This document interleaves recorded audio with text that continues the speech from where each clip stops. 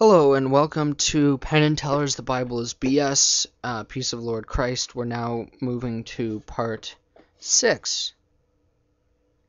Examining the Bible is important because the book and its mindset are so ingrained in our culture. It's all about that little list called the Ten Commandments, which was recently headline news again.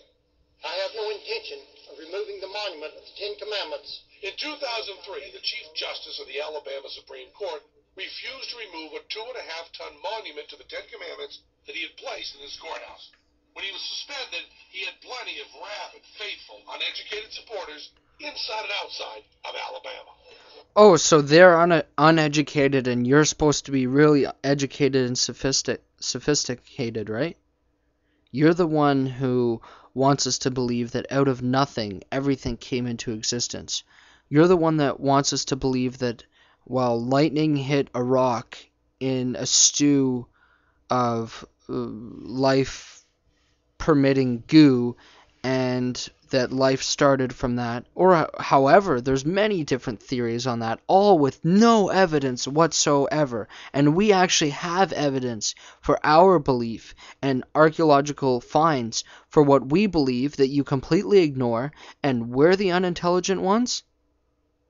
Now, these people are passionate because they see the moral decay and the moral decline in their country, and they're unintelligent? Now, I want you to show me RGBDA.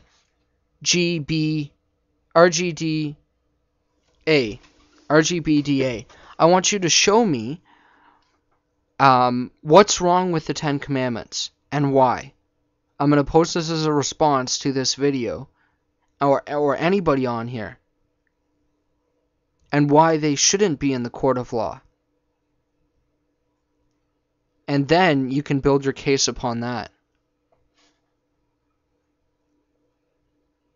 Put it back! Put the Ten Commandments back! Polls showed that 4 out of 5 Americans wanted the commandments to stay right where they were. And Candle in the Wind by Sir Elton John is the best-selling song of all time. Popular sure doesn't mean right. I bet more people can sing some Elton John than know all 10 commandments, huh? That doesn't mean that they're no good. And secondly, nobody is saying that popular makes it right. In fact, during Jesus' day, he was extremely unpopular. His message was hard for people to understand, and as soon as he died, all of his disciples scattered. That it takes a lot to follow him truly, and what he requires of us. Nobody is claiming popular is right. I don't know where you're getting that from. That's not how we determine truth. In fact, it was the popular view.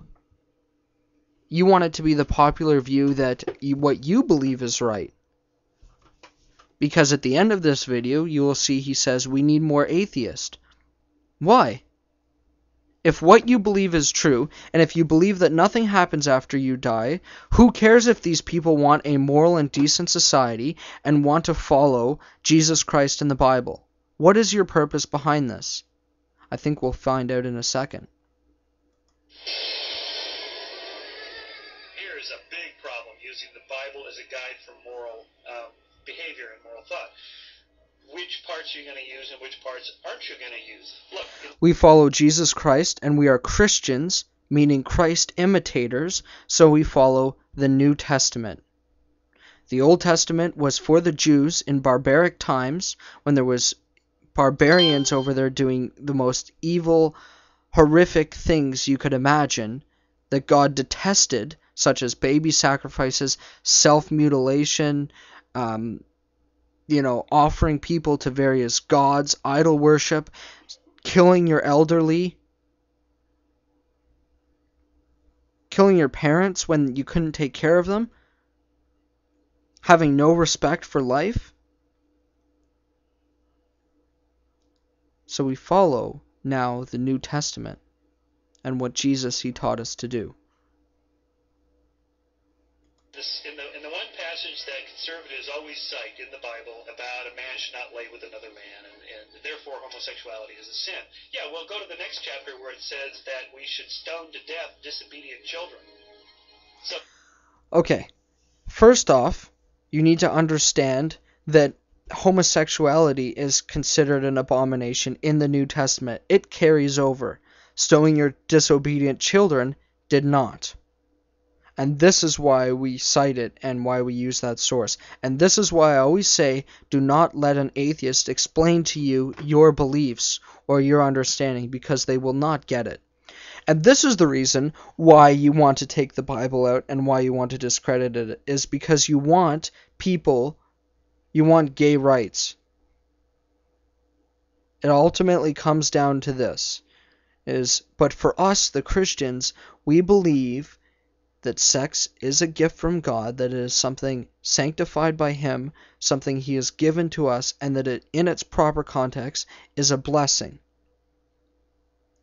You need to ask yourself, well, if it's wrong, if it's good, why is there so many diseases fitted around that lifestyle? Even you take out the theological reasons to not be a homosexual, you just look at the lifestyle in itself. A homosexual man lives to 47 years old, and that the whole lifestyle is filthy and corrupted. And then on top of that, you ask yourself, what is the reason?